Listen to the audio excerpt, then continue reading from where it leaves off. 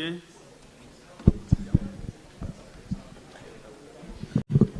Thank you, Mr. Speaker, sir. From the onset, on my own behalf, on behalf of my family and the great people of Nandi, where we neighbor Kakamega County, where Honorable Malulu Injendi comes from, I want to pass my deepest condolences to the family, friends, and colleagues, and the great people of Malava in Kakamega constituency for losing such a humble and simple man.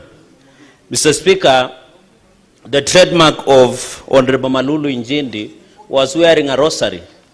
He was a devout Catholic, Mr. Speaker. He was a man who was very simple and respectful to all of us. Mr. Speaker, I remember the last time we had official function with Honorable Malulu Injendi was in IC Kapcherop in Elgeyo Marakwet County. He was very jovial, Mr. Speaker. He had a lot of wise words to tell us and the congregation, and he was very respectful, Mr. Speaker. I also met him a few weeks before he was admitted, Mr. Speaker, at the Health Club of Parliament, and he looked jovial, he trained, and he looked exciting. Mr. Speaker, it's very sad that a few weeks ago he had to be admitted, Mr. Speaker, and we wish may the good Lord continue to give the strength. Mr. Speaker, just in conclusion, Mr. Speaker, you have to note this. I remember the words of Senator Boni Khalwale.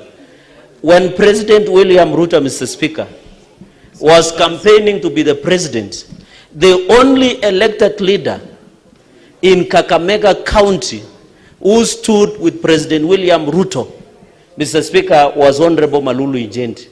He was a true friend when everybody else was being intimidated, blackmailed, coerced through the state brainmanship, Mr. Speaker. It is only Honorable Malulu Injendi in the entire Kakamega County, Mr. Speaker, who stood with President William Ruto, and he went ahead to be elected in the same party, Mr. Speaker.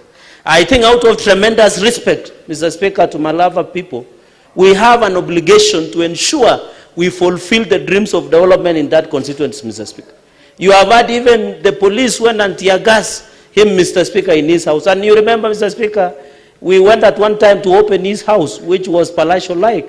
And he was a welcoming man, Mr. Speaker. And I like the Luya tradition. When you become a big man, you build a big house and you marry many wives, Mr. Speaker. So, Mr. Speaker, and secondly and finally is also we must implement the Boni, of course, as world gold medal on such matters.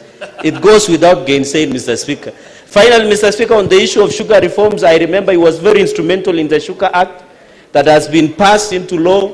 I want to say, Mr. Speaker, in honor of Honorable Malulu Injendi, Mr. Speaker, we must implement fully the Sugar Act and also give Wazee or the village elders the remuneration and emoluments and salary in honor of our Honorable Malulu Injendi. And I know as Parliament we did pass the backstop sword to the Ministry of Treasury. If we honor and respect the legacy of Honorable Malulu Injendi, let, Mr. Speaker, all village elders be given remuneration, be given salaries, be given emoluments, Mr. Speaker.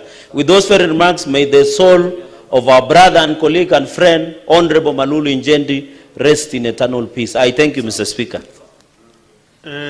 Let's get a confirmation from the Deputy Minority Whip, whether he is building a big house or maybe he is in the process. Senator Sifuna. This is a coward. You cannot have wives. It's a coward. Asante sana mstahiki Spika, wakati kama huu si wakati wa mzaha, manake ni lazima tuwape wale ndugu zetu ambao wametuaga heshima yao.